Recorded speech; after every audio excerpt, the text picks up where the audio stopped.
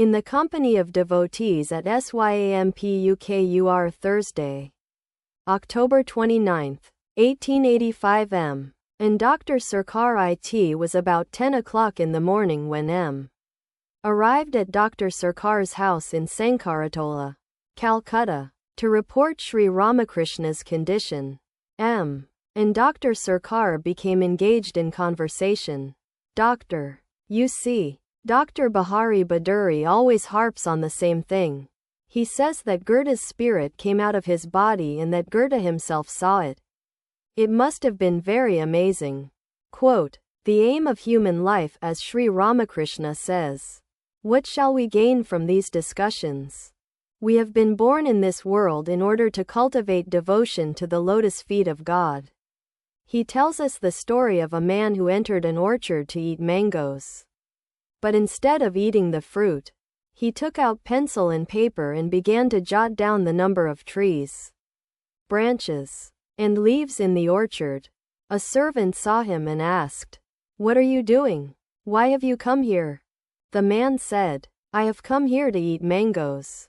I am now counting the trees, branches, and leaves in the orchard. Thereupon the servant replied, If you have come here to eat mangoes, then enjoy them. What will you gain by counting the trees, branches, and leaves? Doctor, I see that the Paramahamsa has been able to extract the essence. Then Dr. Sarkar told M. many stories about his homeopathic hospital. He showed M. the list of the patients who visited the hospital every day. He further remarked that at the beginning many medical practitioners had discouraged him about homeopathy and had even written against him in magazines. M. and Dr. Sarkar got into the doctor's carriage. The doctor visited many patients. He entered a house of the Tagore family at Pathoriagada and was detained there by the head of the family. Returning to the carriage, he began to talk to M. Doctor, I was talking to that gentleman about the Paramahamsa. We also talked about Theosophy and Colonel Alcott. The Paramahamsa is angry with the gentleman. Do you know why? Because he says he knows everything. Number. Why should the master be angry? I heard that they once met each other. Paramahamsadeva was talking about God. The gentleman said, Oh, yes. I know all that. Doctor. He has donated 32,500 rupees to the Science Association. They drove on, talking about Sri Ramakrishna's illness and the care that should be taken of him. Doctor, do you intend to send him back to Dakshineswar? Number. Sir, that would greatly inconvenience the devotees. They can always visit him if he is in Calcutta. Doctor, but it is very expensive here. The devotees don't mind that. All they want is to be able to serve him. As regards the expense, it must be borne whether he lives in Calcutta or at Dakshineswar. But if he goes back to Dakshineswar, the devotees won't always be able to visit him, and that will cause them great worry. Quote, Dr. Baduri and Dr. Sarkar and M. arrived at Swampukur and found the master sitting with the devotees in his room. Dr. Baduri also was there. Dr. Sarkar examined the master's pulse and inquired about his condition. The conversation turned to God. Dr. Baduri, shall I tell you the truth? All this is unreal, like a dream. Quote, is the world a delusion? Dr. Sarkar, is everything delusion? Then whose is this delusion?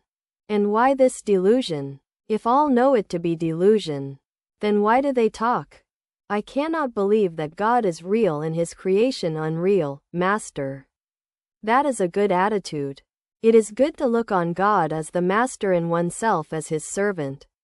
As long as a man feels the body to be real, as long as he is conscious of I and you, it is good to keep the relationship of master and servant. It is not good to cherish the idea of I am he. Let me tell you something else. You see the same room whether you look at it from one side or from the middle of the room. Dr. Baduri, to Dr. Sarkar, what I have just said you will find in the Vedanta. You must study the scriptures. Then you will understand. Dr. Sarkar. Why so? Has he, meaning the master, acquired all this wisdom by studying the scriptures? He too supports my view. Can't one be wise without reading the scriptures? Master. But how many scriptures I have heard. Dr. Sarkar. A man may mistake the meaning if he only hears. In your case it is not mere hearing. Master. To Dr. Sarkar. I understand that you spoke of me as insane. That is why they, pointing to M, and the others, don't want to go to you. Dr. Sarkar. Looking at M. Why should I call you, meaning the master, insane? But I mentioned your egotism. Why do you allow people to take the dust of your feet? M. Otherwise they weep. Dr. Sarkar. That is their mistake. They should be told about it. Why should you object to their taking the dust of his feet? Doesn't God dwell in all beings? Dr. Sarkar. I don't object to that. Then you must take the dust of everyone's feet. But there is a greater manifestation of God in some men than in others. There is water everywhere, but you see more of it in a lake, a river, or an ocean. Will you show the same respect to a new bachelor of science as you do to Faraday? Dr. Sarkar. I agree with that, but why do you call him God? Why do we salute each other? It is because God dwells in everybody's heart. You haven't given much thought to this subject. Master. To Dr. Sarkar. I have already told you that some people reveal more of God than others. Earth reflects the sun's rays in one way, a tree in another way, and a mirror in still another way. You see a better reflection in a mirror than in other objects. Don't you see that these devotees here are not on the same level with Prahlada and others of his kind? Prahlada's whole heart and soul were dedicated to God. Dr. Sarkar did not reply.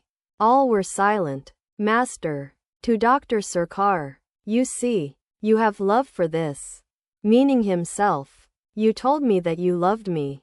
Dr. Sarkar. You are a child of nature. That is why I tell you all this. It hurts me to see people salute you by touching your feet. I say to myself, they are spoiling such a good man. Kashyap Sen, too, was spoiled that way by his devotees. Listen to me. Master sharply reprimands Dr. Sarkar. Master. Listen to you? You are greedy, lustful, and egotistic. Dr. Baduri. To Dr. Sarkar. That is to say, you have the traits of a jiva, an embodied being. These are his traits: lust, egotism, greed for wealth, and a hankering after name and fame. All embodied beings have these traits. Dr. Sarkar. To the master. If you talk that way, I shall only examine your throat and go away. Perhaps that is what you want. In that case we should not talk about anything else. But if you want discussion, then I shall say what I think to be right. All remained silent. After a while the master became engaged in conversation with Dr. Baduri. Paths of negation and affirmation. Master. Let me tell you the truth. He, meaning Dr. Sarkar, is now following the path of negation. Therefore he discriminates, following the process of neti, and reasons in this way. God is not the living beings. He is not the universe. He is outside the creation. But later he will follow the path of affirmation and accept everything as the manifestation of God. By taking off, one by one, the sheaths of a banana tree, one obtains the pith. The sheaths are one thing, and the pith is another. The sheaths are not the pith, and the pith is not the sheaths. But in the end one realizes that the pith cannot exist apart from the sheaths. And the sheaths cannot exist apart from the pith. They are part and parcel of one and the same banana tree. Likewise, it is God who has become the 24 cosmic principles. It is He who has become man. 3 classes of devotees. To Dr. Sarkar, there are 3 kinds of devotees: superior, mediocre, and inferior. The inferior devotee says, God is out there, According to him, God is different from his creation. The mediocre devotee says, God is the antariyama, the inner guide. God dwells in everyone's heart. The mediocre devotee sees God in the heart, but the superior devotee sees that God alone has become everything. He alone has become the 24 cosmic principles. He finds that everything, above and below, is filled with God. Read the Gita, the Bhagavata, and the Vedanta, and you will understand all this. Is not God in his creation? Dr. Sarkar. Not in any particular object. He is everywhere. And because he is everywhere, he cannot be sought after. The conversation turned to other things. Sri Ramakrishna was always experiencing ecstatic moods, which the doctor said might aggravate his illness. Dr. Sarkar said to him, You must suppress your emotion. My feelings, too, are greatly stirred up. I can dance much more than you. The younger Narain, smiling, What would you do if your emotion increased a little more? Dr. Sarkar. My power of control would also increase. Master and M. You may say that now.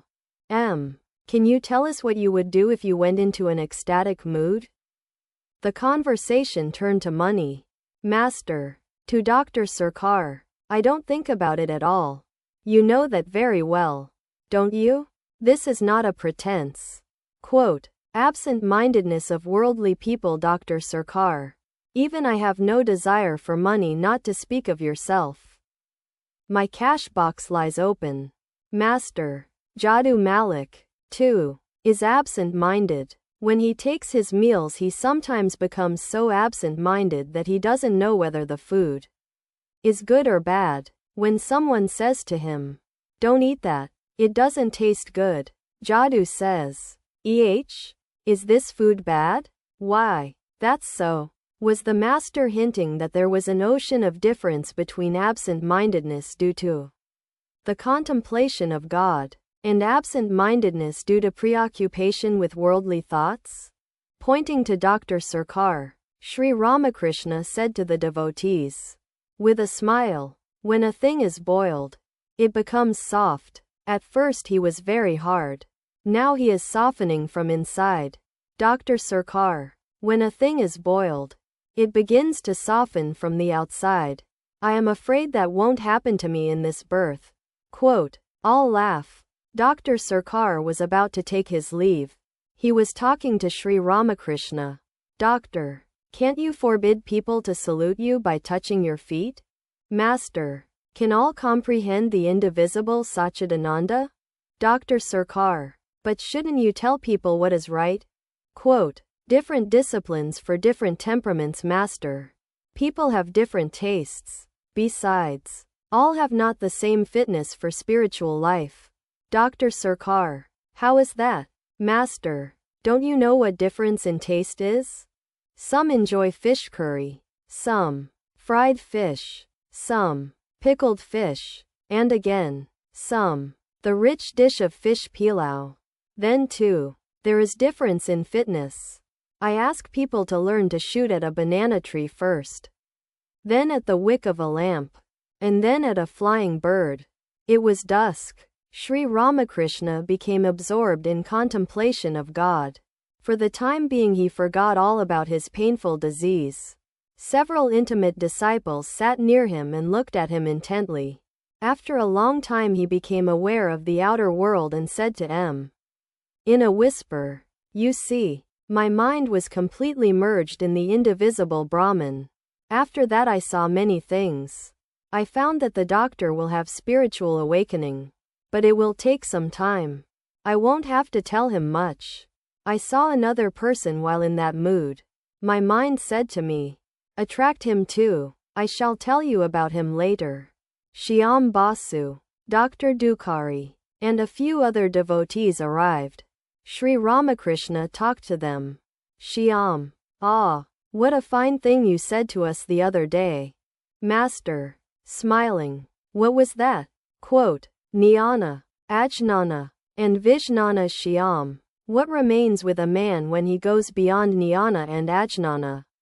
Knowledge and ignorance. Master. Smiling. It is Vijnana, special knowledge of God. To know many things is ignorance. To know that God dwells in all beings is knowledge. And what is Vijnana? It is to know God in a special manner. To converse with Him and feel Him to be one's own relative. To know that there is fire in wood is knowledge. But to make a fire with that wood, cook food with that fire, and become healthy and strong from that food is Vijnana. Shyam. Smiling. And about the thorn? Master. Smiling. Yes. When a thorn gets into the sole of your foot, you procure a second thorn. After taking out the first thorn with the help of the second, you throw both thorns away. Likewise, you should procure the thorn of knowledge in order to remove the thorn of ignorance.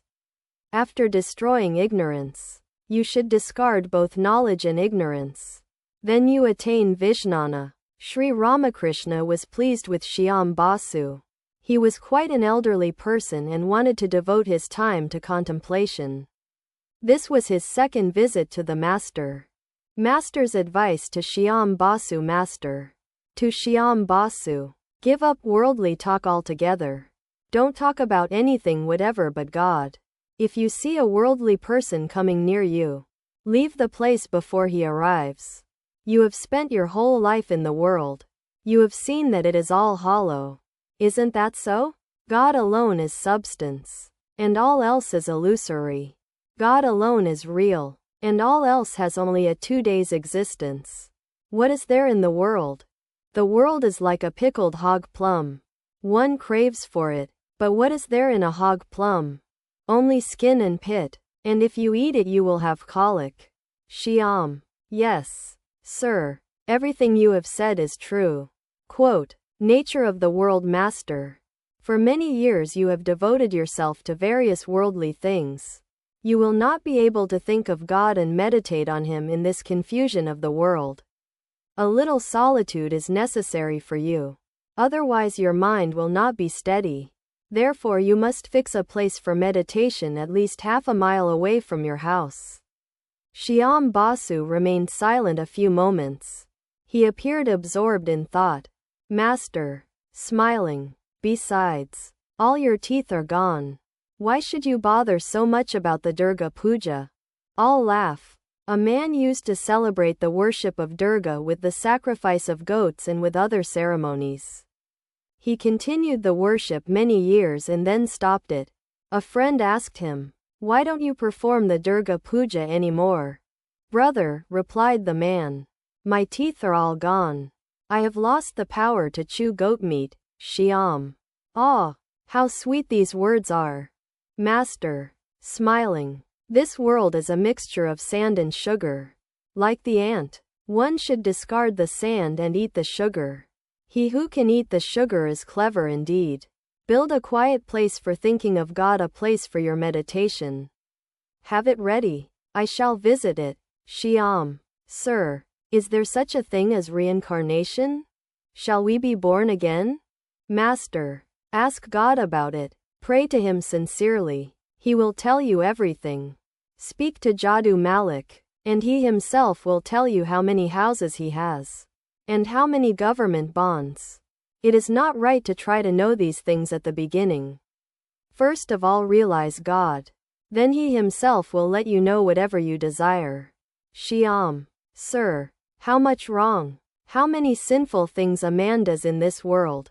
Can he ever realize God? Master. If a man practices spiritual discipline before his death, and if he gives up his body praying to God and meditating on Him, when will sin touch him? It is no doubt the elephant's nature to smear his body with dust and mud, even after his bath, but he cannot do so if the Mahiu takes him into the stable immediately after his bath. In spite of his serious illness, the Master keenly felt the sorrow and suffering of men. Day and night he thought about their welfare. The devotees wondered at his compassion. The assurance of Sri Ramakrishna that no sin can touch a man if he gives up his body while praying to God was deeply impressed on their minds. Friday, October 30th, 1885. It was 9 o'clock in the morning. Sri Ramakrishna was talking with M. in his room. No one else was present. M. was going to Dr. Sarkar to report his condition and bring him to examine the master. Master on Purna and Manindra master. To M. smiling. Purna came this morning. He has such a nice nature. Manindra has an element of prakriti, of womanliness. He has read the life of Chaitanya and understood the attitude of the gopis. He has also realized that God is Purusha and man is Prakriti, and that man should worship God as his handmaid. How remarkable! M. It is true, sir. Purna was then 15 or 16 years old. Sri Ramakrishna always longed to see him, but his relatives did not allow him to visit the master. One night, before his illness, Sri Ramakrishna had been so eager to see Purna that he had suddenly left Dakshineswar and arrived at M's house in Calcutta. M. had brought Purna from his home to see Sri Ramakrishna. The master had given the boy many instructions about prayer and had afterwards returned to Dakshineswar. Manindra was about the same age as Purna. The devotees addressed him as Koka. He used to dance in ecstasy when he heard the chanting of God's name. About 10:30 M. arrived at Dr. Sarkar's house. He went up to the second floor and sat in a chair on the porch adjacent to the drawing room. In front of Dr. Sarkar was a glass bowl in which some goldfish were kept. Now and then Dr. Sarkar threw some cardamom shells into the bowl. Again, he threw pellets of flour to the sparrows. M. watched him. Dr. Sarkar on Bhakti and Jnana Doctor. Smiling. To M. You see, these goldfish are staring at me like devotees staring at God. They haven't noticed the food I have thrown into the water. Therefore I say, what will you gain by mere bhakti? You need knowledge too. M. smiles. Look there at the sparrows. They flew away when I threw flour pellets to them. They were frightened. They have no bhakti because they are without knowledge. They don't know that flour is their food. Dr. Sarkar and M. entered the drawing room. There were shelves all around filled with books. The doctor rested a little. M. looked at the books. He picked up Canon Farrar's Life of Jesus and read a few pages. Dr. Sarkar told M. how the first homeopathic hospital was started in the teeth of great opposition. He asked M. to read the letters relating to it, which had been published in the Calcutta Journal of Medicine in 1876. Dr. Sarkar was much devoted to homeopathy. M. picked up another book, Munger's New Theology. Dr. Sarkar noticed it. Dr. Sarkar on Faith. Dr. Munger has based his conclusions on nice argument and reasoning. It is not like you're believing a thing simply because a Chaitanya or a Buddha or Jesus Christ has said so. M. smiling. Yes, we should not believe Chaitanya or Buddha, but we must believe Munger. Doctor. Whatever you say. M. We must quote someone as our authority. So it is Munger. Quote. The doctor smiles. Dr. Sarkar got into his carriage accompanied by M. The carriage proceeded towards Cossipore. It was midday. They gossiped together. The conversation turned to Dr. Baduri, who had also been visiting the master now and then. M. smiling. Baduri said about you that you must begin all over again from the stone and brick bat. Dr. Sarkar. How is that? Because you don't believe in the Mahatmas, astral bodies, and so forth. Perhaps Baduri is a theosophist further. You don't believe in the incarnation of God. That is why he teased you, saying that when you died this time you would certainly not be reborn as a human being. That would be far off. You wouldn't be born even as an animal or bird, or even as a tree or a plant. You would have to begin all over again, from stone and brick bat. Then, after many, many births, you might assume a human body. Dr. Sarkar. Goodness gracious. Baduri further said that the knowledge of your physical science was a false knowledge. Such knowledge is momentary. He gave an analogy. Suppose there are two wells. The one gets its water from an underground spring.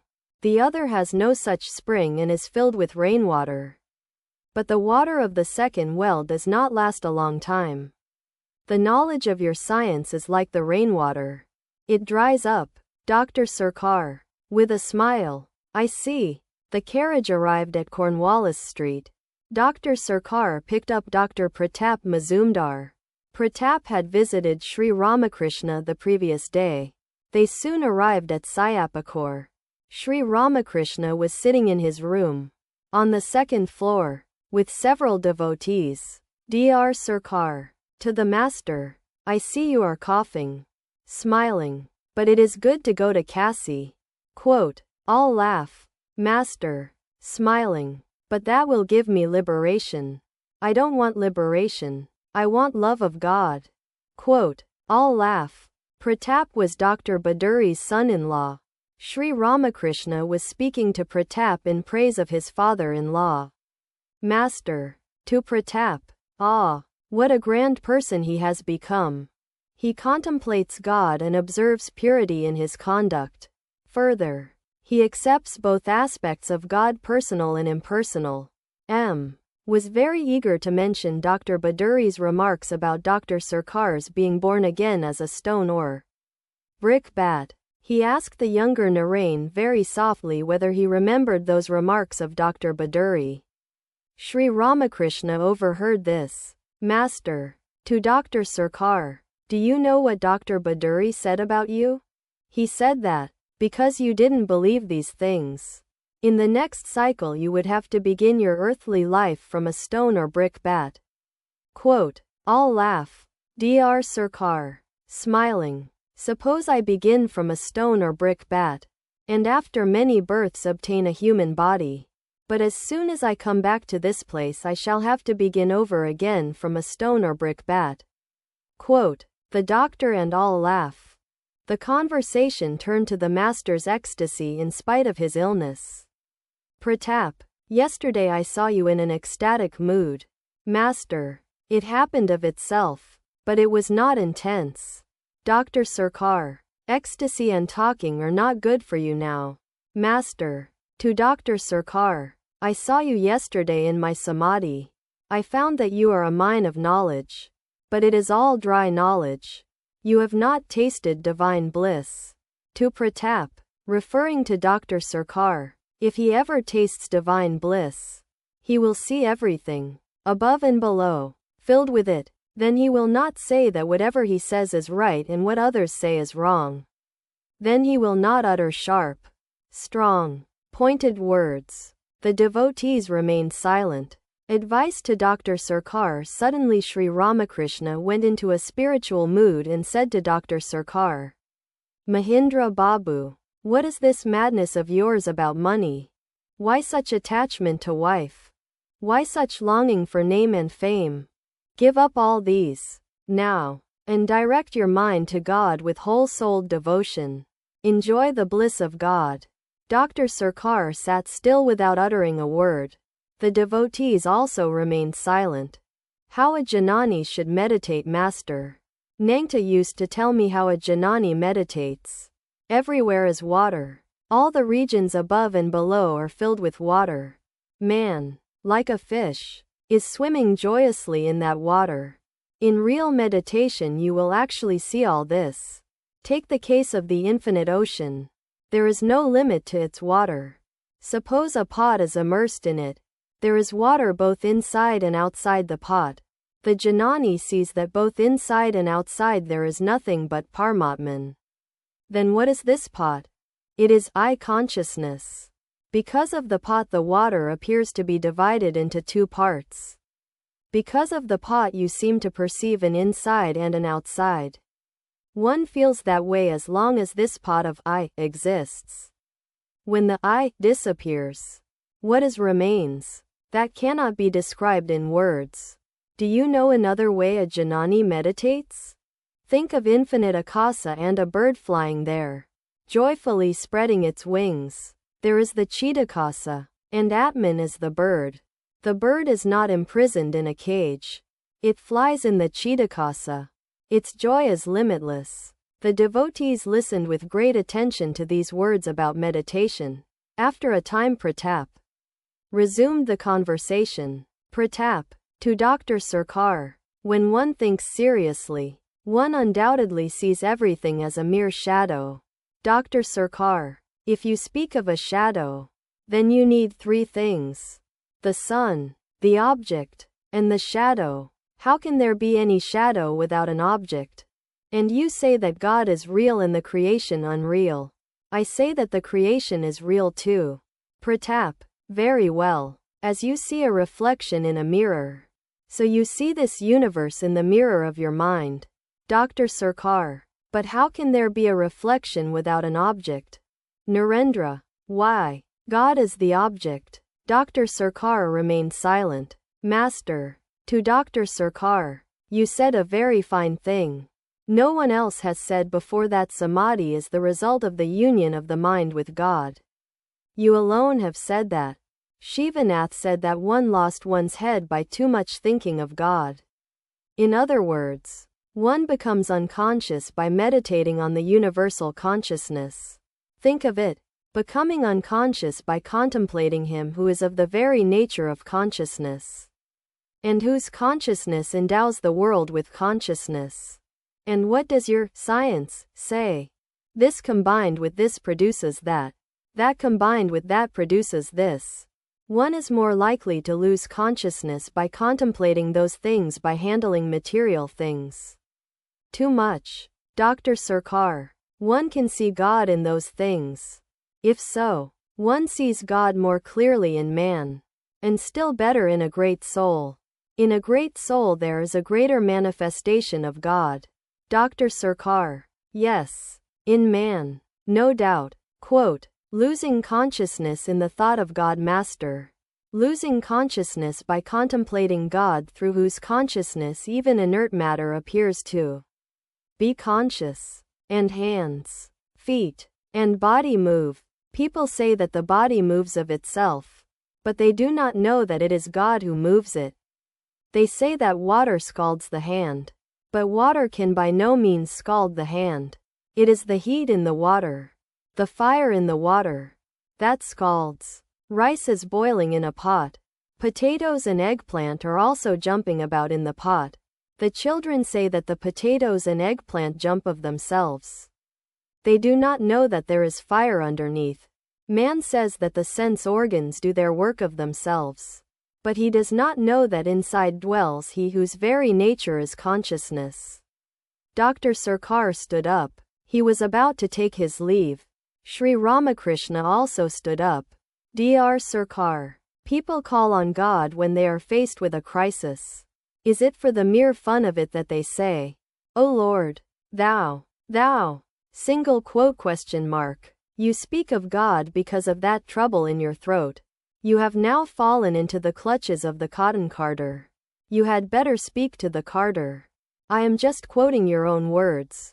Master, there is nothing for me to say. Dr. Sarkar, why not? We lie in the lap of God. We feel free with Him. To whom should we speak about our illness if not to Him? Master, right you are. Once in a while I try to speak to Him about it, but I do not succeed. Dr. Sarkar, why should you even speak to Him?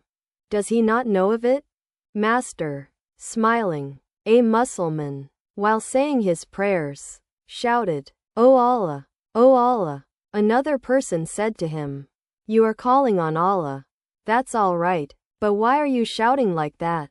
Don't you know that He hears the sound of the anklets on the feet of an ant?" Single quote. Story of Vilwamangal. When the mind is united with God, one sees Him very near, in one's own heart. But you must remember one thing. The more you realize this unity, the farther your mind is withdrawn from worldly things. There is the story of Vilwamangal in the Bhaktamala. He used to visit a prostitute. One night he was very late in going to her house. He had been detained at home by the Sraddha ceremony of his father and mother. In his hands he was carrying the food offered in the ceremony. to feed his mistress. His whole soul was so set upon the woman that he was not at all conscious of his movements. He didn't even know how he was walking. There was a yogi seated on the path, meditating on God with eyes closed. Vilwamangal stepped on him. The yogi became angry and cried out, "What? Are you blind? I have been thinking of God.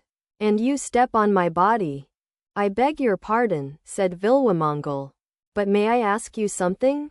I have been unconscious, thinking of a prostitute, and you are conscious of the outer world though thinking of God. What kind of meditation is that?"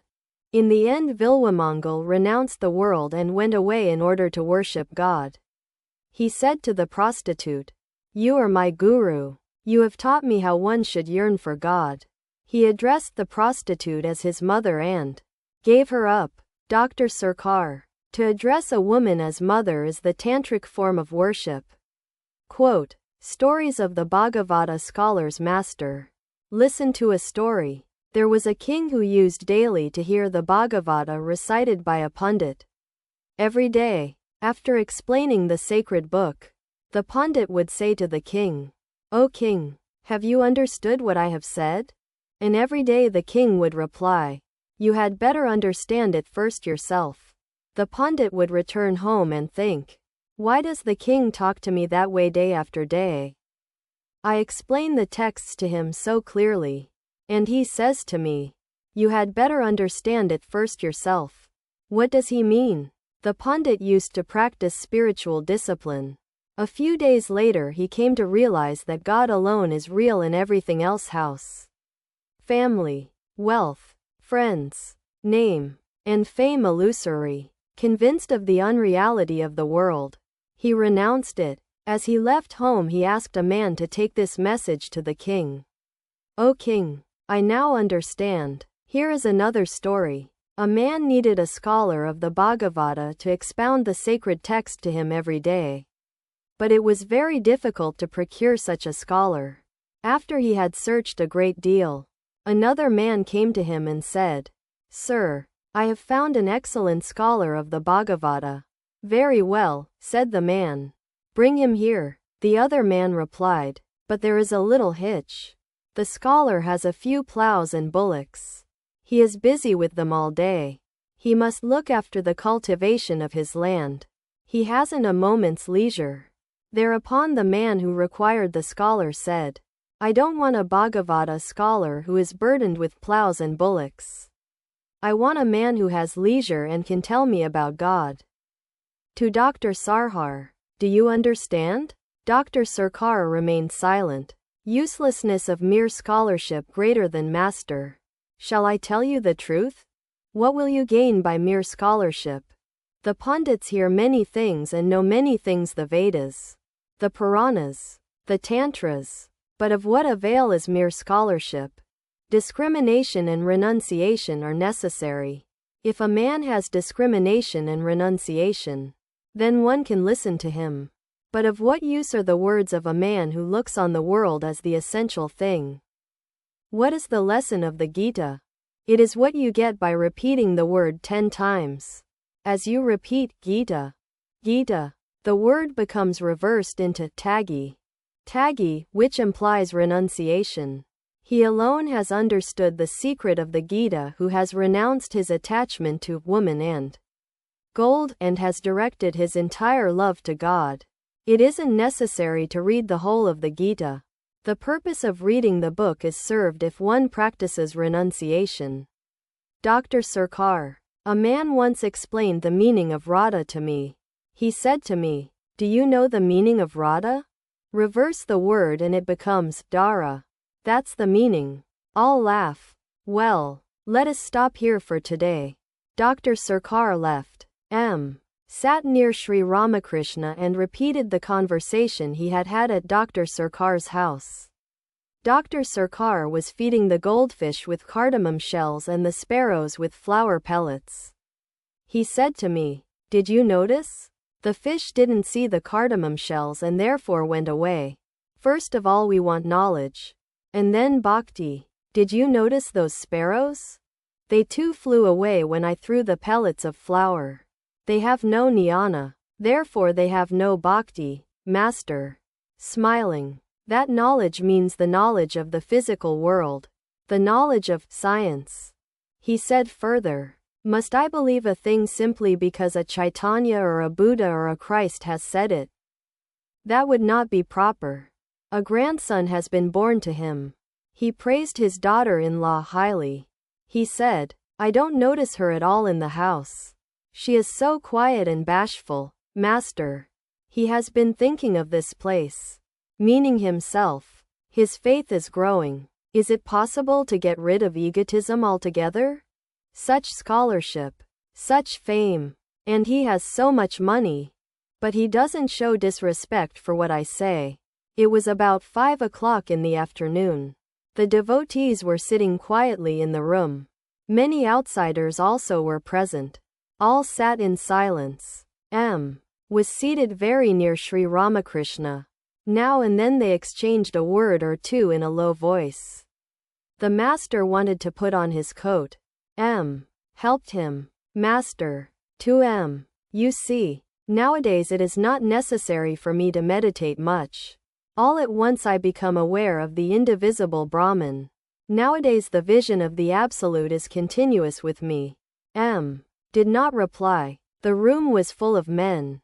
All silent. Presently Sri Ramakrishna spoke. Master. Well, all these people are sitting here without uttering a word. Their eyes are fixed on me. They are neither talking nor singing.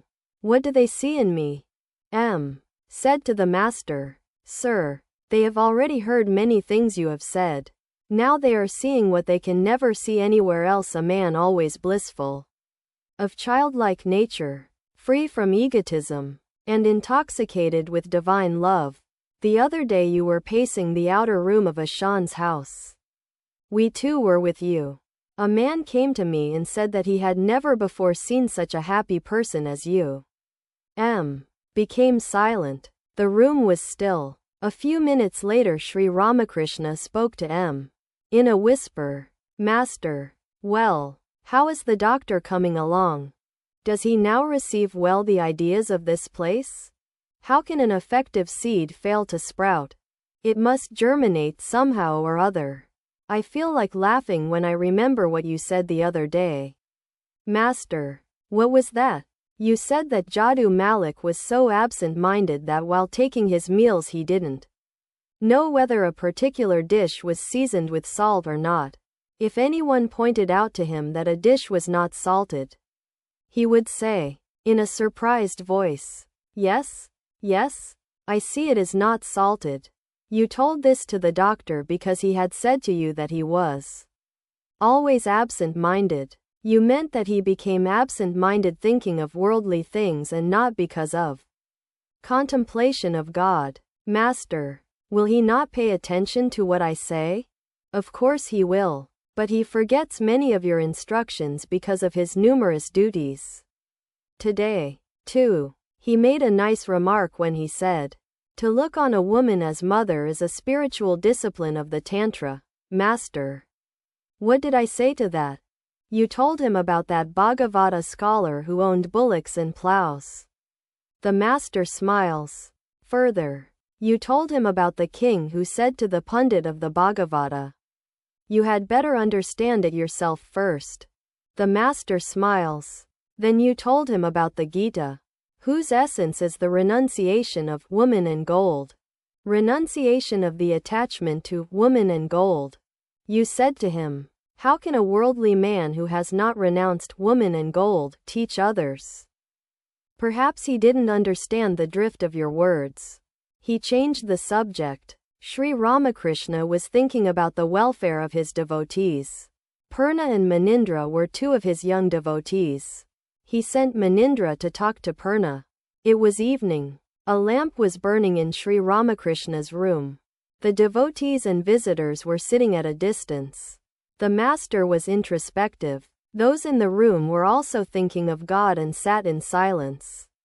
A few minutes afterwards Narendra entered the room with a friend, whom he introduced to the master as an author.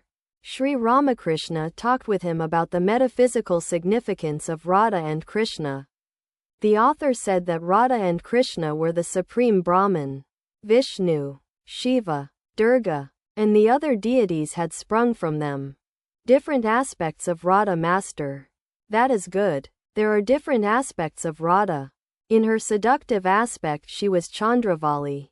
In her aspect of love she participated in Sri Krishna's Lila at Vrindavan. Nandagosh, Krishna's foster father, had the vision of the eternal Radha. First is the seductive Radha, then the Radha of love.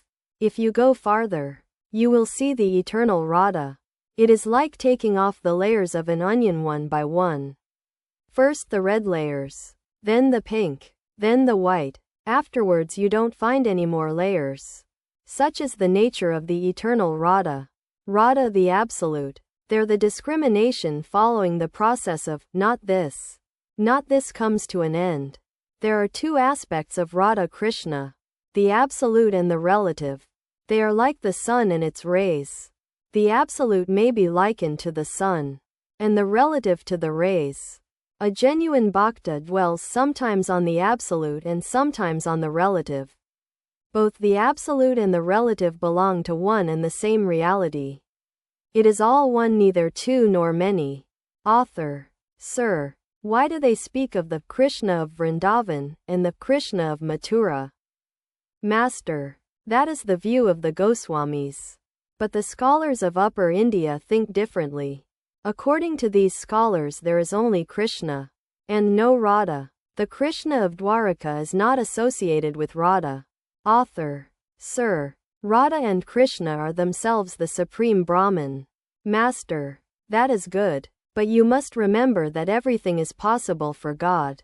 He is formless. And again he assumes forms. He is the individual and he is the universe. He is Brahman and he is Sakti. There is no end to him, no limit. Nothing is impossible for him. No matter how high the kites and vultures soar, they can never strike against the ceiling of the sky. Brahman is indescribable. If you ask me what Brahman is like, all I can say is that it cannot be described in words. Even when one has realized Brahman, one cannot describe it.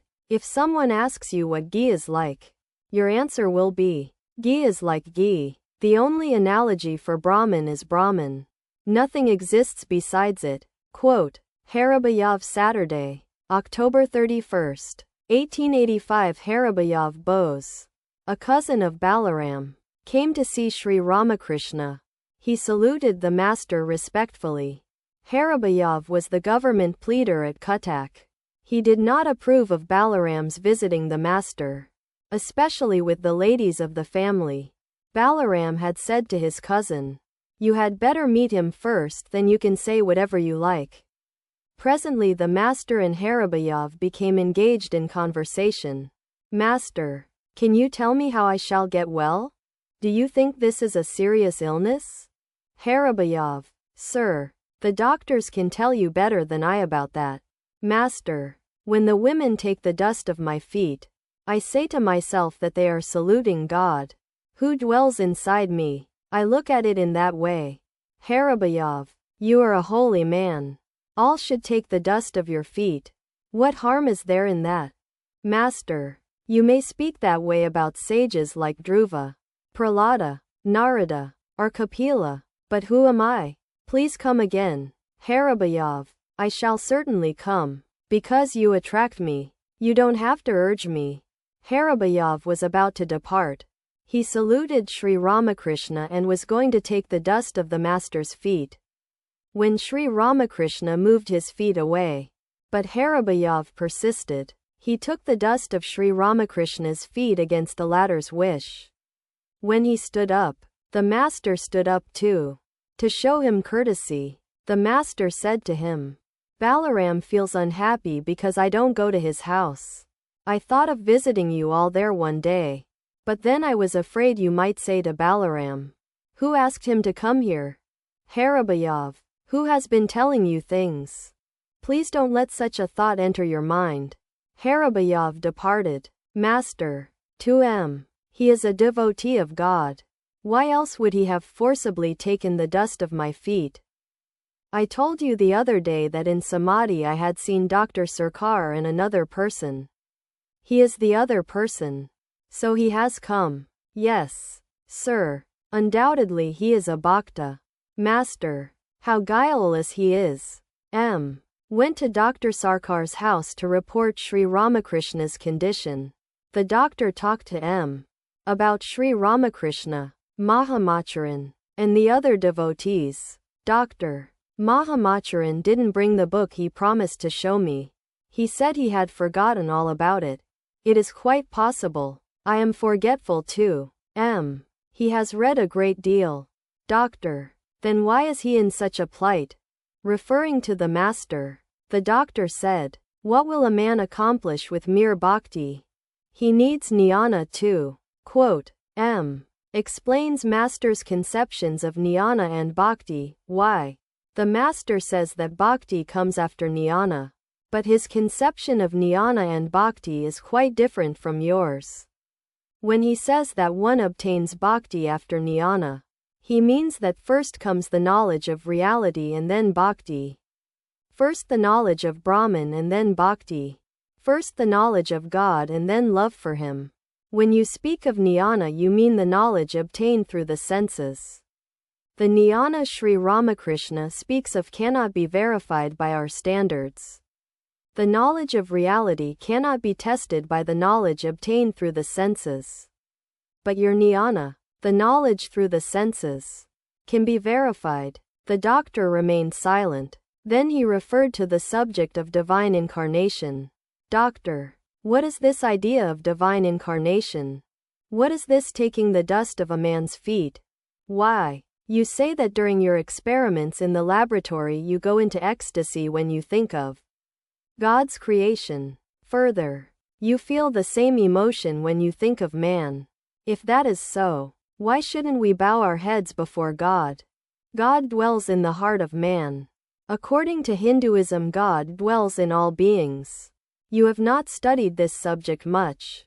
Since God dwells in all beings, what is wrong in saluting a man?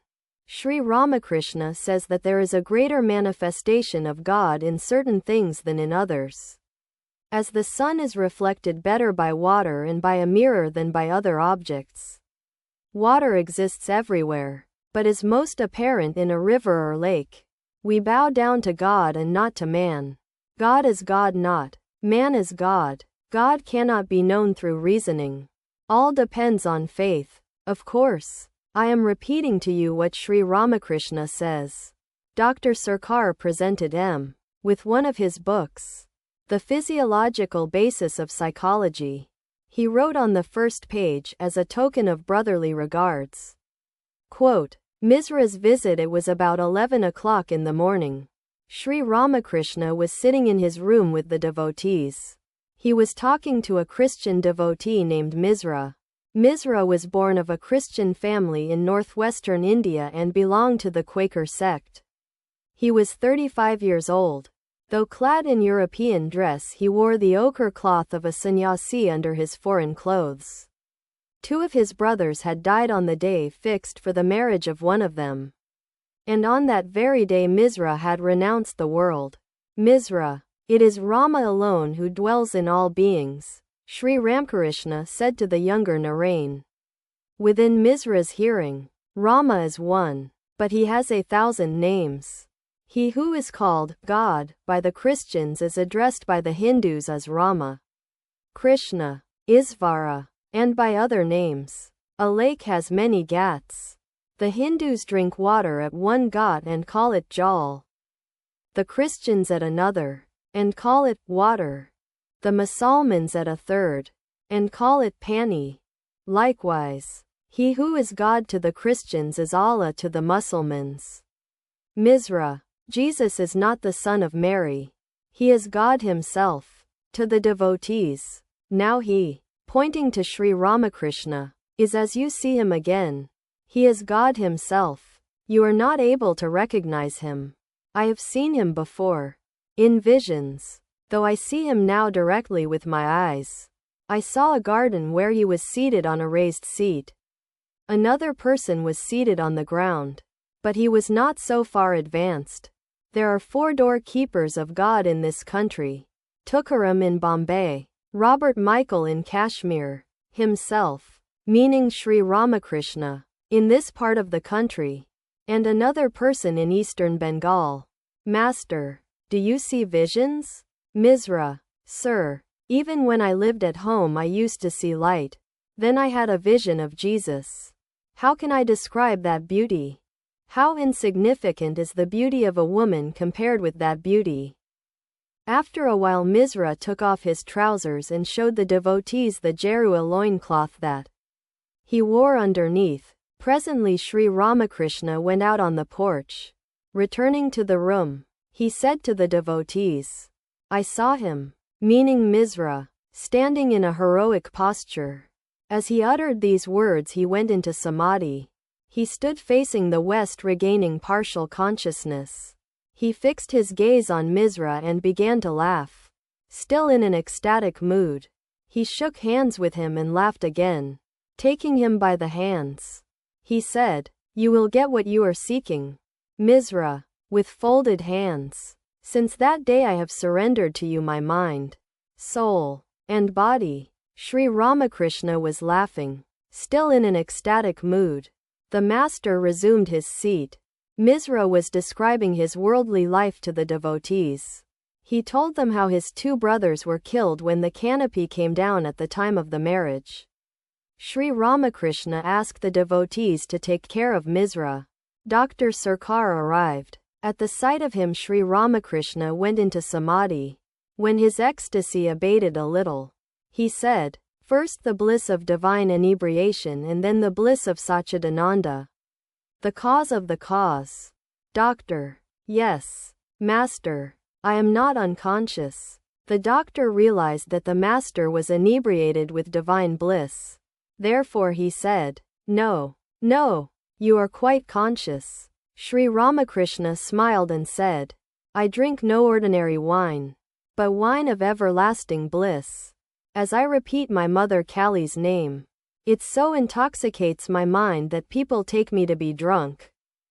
First my guru gives molasses for the making of the wine. My longing is the ferment to transform it. Knowledge, the maker of the wine, prepares it for me then. And when it is done, my mind imbibes it from the bottle of the mantra, taking the mother's name to make it purer. Drink of this wine, says Ramprasad, and the 4 fruits of life are yours. Master blesses Dr. Sarkar as the doctor listened to the words. He too became almost ecstatic. Sri Ramakrishna again went into a deep spiritual mood and placed his foot on the doctor's lap. A few minutes later he became conscious of the outer world and withdrew his foot. He said to the doctor, Ah, what a splendid thing you said the other day. We lie in the lap of God. To whom shall we speak about our illness if not to him? If I must pray, I shall certainly pray to him. As Sri Ramakrishna said these words, his eyes filled with tears. Again he went into ecstasy and said to the doctor, You are very pure, otherwise I could not have put my foot on your lap. Continuing, he said, He alone has peace who has tasted the bliss of Rama. What is this world? What is there in it? What is there in money, wealth, honor, or creature comforts? O mind, know Rama. Whom else should you know? The devotees were worried to see the master's repeated ecstasies in this state of ill health. He said, I shall be quiet if someone sings that song, The Wine of Heavenly Bliss. Narendra was sent for from another room. He sang in his sweet voice, Be drunk, O mind. Be drunk with the wine of heavenly bliss. Roll on the ground and weep, chanting Hari's sweet name. Fill the arching heavens with your deep lion roar, singing Hari's sweet name, with both your arms upraised. Dance in the name of Hari and give his name to all. Swim day and night in the sea of the bliss of Hari's love. Slay desire with his name, and blessed be your life. Master. And that one, upon the sea of blissful awareness. Narendra sang, Upon the sea of blissful awareness waves of ecstatic love arise. Rapture divine, play of God's bliss. Oh, How enthralling. Narendra sang again. Meditate, O my mind, on the Lord Hari, the stainless one, pure spirit through and through. How peerless is the light that in him shines. How soul-bewitching is his wondrous form. How dear is he to all his devotees. Ever more beauteous in fresh blossoming love that shames the splendor of a million moons. Like lightning gleams the glory of his form. Raising erect the hair for very joy. Worship his feet in the lotus of your heart. With mind serene and eyes made radiant with heavenly love. Behold that matchless sight, caught in the spell of his love's ecstasy. Immerse yourself forevermore, O mind, in him who is pure knowledge and pure bliss. Dr. Sarkar listened to the songs attentively. When the singing was over, he said, "That's a nice one, upon the sea of blissful awareness." At the sight of the doctor's joy, Sri Ramakrishna said, the son said to the father, "Father, you taste a little wine. And after that, if you ask me to give up drinking, I shall do so." After drinking the wine, the father said, "Son, you may give it up. I have no objection, but I am certainly not going to give it up myself." Single quote. The doctor and the others laugh. The other day the Divine Mother showed me two men in a vision. He, meaning the doctor, is one. She also revealed to me that he will have much knowledge. But it is dry knowledge.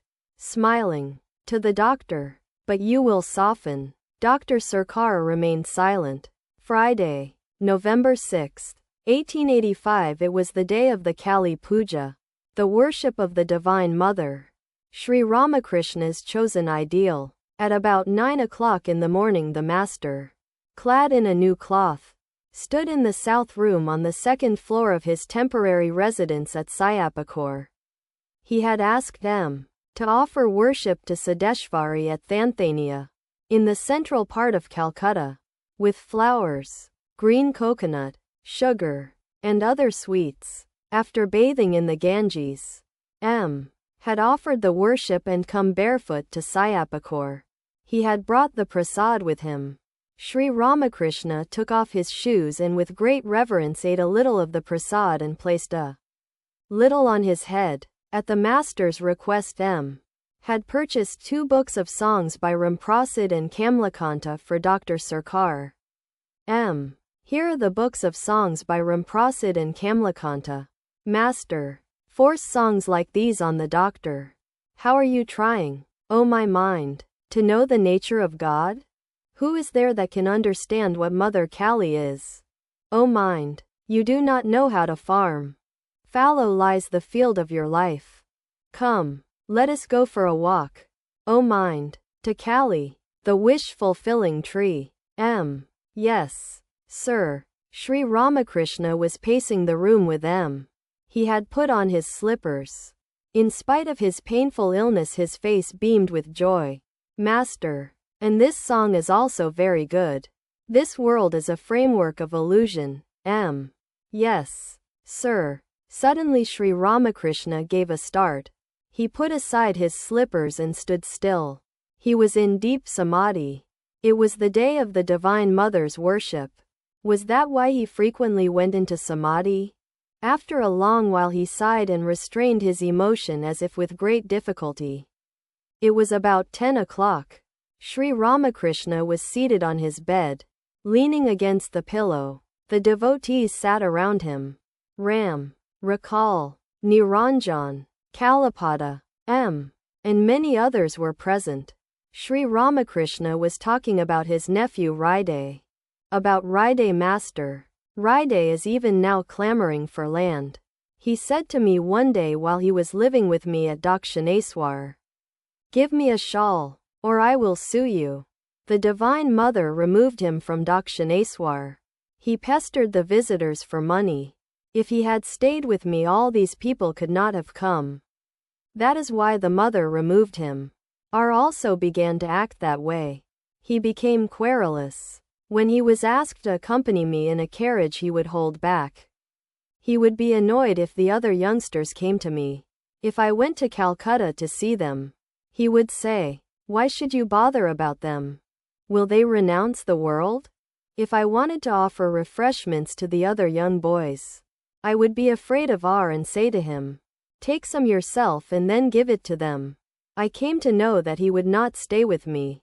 Thereupon I said to the Divine Mother, "Mother, don't remove him altogether, like Ride." Then I came to know that he was going to Vrindavan. If R had stayed with me at that time, all these youngsters could not have mixed with me. He left for Vrindavan and these young boys began to visit me frequently. R. Humbly, "Sir, that wasn't really in my mind." Ram. To R. "Do you think you understand your mind as well as he understands it?" R remained silent. Master. To R. "Why should you feel that way? I love you more than a father loves his son. Now please keep quiet. You no longer have that attitude." After a time the devotees went to another room. Sri Ramakrishna sent for R and said to him, "Did you mind what I said?" R. "No, sir." Sri Ramakrishna said to M. "It is the day of the Kali Puja. It is good to make some arrangements for the worship. Please speak to the devotees about it." M. went to the drawing room and told the devotees what the master had said. Kalipada and others busied themselves with the arrangements. About 2 o'clock in the afternoon Dr. Sarkar arrived, accompanied by Professor Nilmani. The doctor listened to the report of the illness and prescribed medicine. Sri Ramakrishna said to him, "These 2 books have been purchased for you." M. handed him the books. The doctor wanted to hear some songs. At the master's bidding, M. and another devotee sang, "How are you trying, O my mind, to know the nature of God? You are groping like a madman locked in a dark room."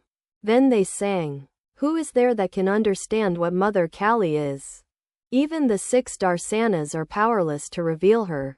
It is she." The scriptures say, that is the inner self of the yogi, who in self discovers all his joy. She that, of her own sweet will, inhabits every living thing. The macrocosm and microcosm rest in the mother's womb. Now do you see how vast it is? In the Muladhara the yogi meditates on her, and in the Sahasrara, who but Shiva has beheld her as she really is? Within the lotus wilderness she sports beside her mate, the swan. When man aspires to understand her, Ramprasad must smile. To think of knowing her, he says, is quite as laughable as to imagine one can swim across the boundless sea. But while my mind has understood, alas, my heart has not, though but a dwarf, it still would strive to make a captive of the moon. Again they sang, "O mind, you do not know how to farm. Fallow lies the field of your life. If you had only worked it well, how rich a harvest you might reap. Then, come, let us go for a walk, O mind, to Kali, the wish-fulfilling tree, and there beneath it gather the 4 fruits of life." Dr. Sarkar said to Girish, "That song of yours is very nice, the one about the Veena." In the life of Buddha, at a hint from the master, Girish and Kalipada sang together, "Behold my Veena, my dearly beloved, my lute of sweetest tone. If tenderly you play on it, the strings will waken, at your touch, to rarest melodies." Nux vomica they continued, "We moan for rest, alas, but rest can never find. We know not whence we come, nor where we float away. Time and again we tread this round of smiles and tears. In vain we pine to know whither our pathway leads, and why we play this empty play." They sang again, "Hold me fast, O Natai, I feel as if I shall pass away. Bestowing Hari's name on men, I raised high waves in the river of my love, and now upon its raging stream I am carried helplessly. With grief my heart is laden down. Alas, Natai, to whom shall I speak of it? Behold, I am swiftly borne away by the current of man's deep woe." Then they sang, "Jagai, Madai, O come and dance," chanting Hari's name with fervor. And finally, "Come one and all, take Radha's love. The high tide of her love flows by. It will not last for very long. Oh, come then, come ye, one and all. Listening to these songs, 2 or 3 of the devotees among them, Manindra and Latu, went into a spiritual mood. Latu was seated by Niranjan's side. When the singing was over, the master spoke with the doctor. The previous day Dr. Pratap Mazumdar had prescribed for the master. Dr. Sarkar was annoyed to hear of it. Doctor, to give him Nux Vomica. Why, I am not dead yet, master. Smiling. Why should you die? God forbid. May your avidya die. Doctor, I never have any avidya. Dr. Sarkar understood avidya to mean mistress. Master. Smiling. Oh, no, I don't mean that. In the case of a sannyasi, his mother, avidya, ignorance, dies giving birth to a child. Viveka, discrimination. Haribayav arrived. Sri Ramakrishna said, I feel very happy when I see you. Haribayav was a man of very humble nature. He sat on the bare floor and not on the mat. He began to fan the master. He was the government lawyer at Cuttack. Professor Nilmani sat near them. Sri Ramakrishna did not want to offend him. Casting his glance on the professor, he said, Oh, what a grand day it is for me. A few minutes later Dr. Sarkar and Professor Nilmani took their leave. Haribayav also departed, saying that he would come again. Worship of Kali. It is the dark night of the new moon. At 7 o'clock the devotees make arrangements for the worship of Kali in Sri Ramakrishna's room. On the second floor, flowers, sandal paste, vilwa leaves, red hibiscus, rice pudding, and various sweets and other articles of worship are placed in front of the master. The devotees are sitting around him. There are present, among others, Surat, Sasi, Ram, Gurish, Chunalal, M. Rakal, Niranjan, and the younger Narain. Sri Ramakrishna asks a devotee to bring some incense. A few minutes later he offers all the articles to the Divine Mother. M. is seated close to him. Looking at M, he says to the devotees, Meditate a little. The devotees close their eyes. Presently Gurish offers a garland of flowers at Sri Ramakrishna's feet. M. offers flowers and sandal paste. Rakal, Ram, and the other devotees follow him. Niranjan offers a flower at Sri Ramakrishna's feet, crying, Brahmamai, Brahmamai, and prostrates himself before him, touching the master's feet with his head. The devotees cry out, Jai Ma, quote, Hail to the Mother, quote, manifestation of the Divine Mother through the Master in the twinkling of an eye. Sri Ramakrishna goes into deep samadhi. An amazing transformation takes place in the Master before the very eyes of the devotees. His face shines with a heavenly light. His 2 hands are raised in the posture of granting boons and giving assurance to the devotees. It is the posture one sees in images of the Divine Mother. His body is motionless. He has no consciousness of the outer world. He sits facing the north. Is the Divine Mother of the universe manifesting herself through his person? Speechless with wonder, the devotees look intently at Sri Ramakrishna, who appears to them to be the embodiment of the Divine Mother herself. The devotees begin to sing hymns, one of them leading and the rest following in chorus. Gurish sings, Who is this woman with the thick black hair, shining amidst the assembly of the gods? Who is she, whose feet are like crimson lotuses planted on Siva's chest? Who is she, whose toe-nails shine like the full moon, whose legs burn with the brightness of the sun? Who is she, who now speaks soft and smiles on us, and now fills all the quarters of the sky with shouts of terrible laughter? Again, O Mother, Savior of the helpless, thou the slayer of sin, in thee do the 3 gunas dwell, sattva, rajas, and tamas. Thou dost create the world. Thou dost sustain it and destroy it. Binding thyself with attributes, thou yet transcendest them. For thou, O mother, art thee all. Bahari sings. O Siyama, thou who dost sit upon a corpse, I beg thee, hear my heart's most fervent prayer. As my last breath forsakes this mortal flesh, reveal thyself within my heart. Then, in my mind, from forest and from grove I shall gather thee red hibiscus flowers, and, scenting them with the sandal paste of love, shall lay them at thy lotus feet. Sings with the other devotees. O mother, all is done after thine own sweet will. Thou art in truth self-willed, Redeemer of mankind. Thou workest thine own work. Men only call it theirs. They sing again. All things are possible. O mother, through thy grace, obstacles mountain high thou mockest to melt away.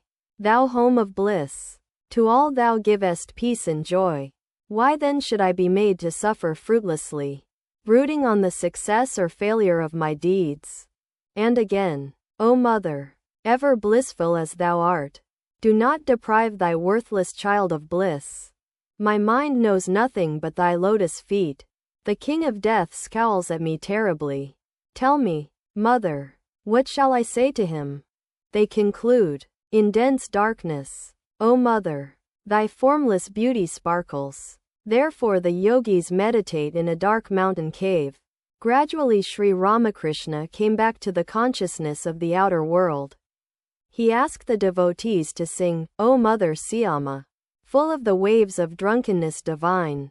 They sang, O Mother Siyama, full of the waves of drunkenness divine.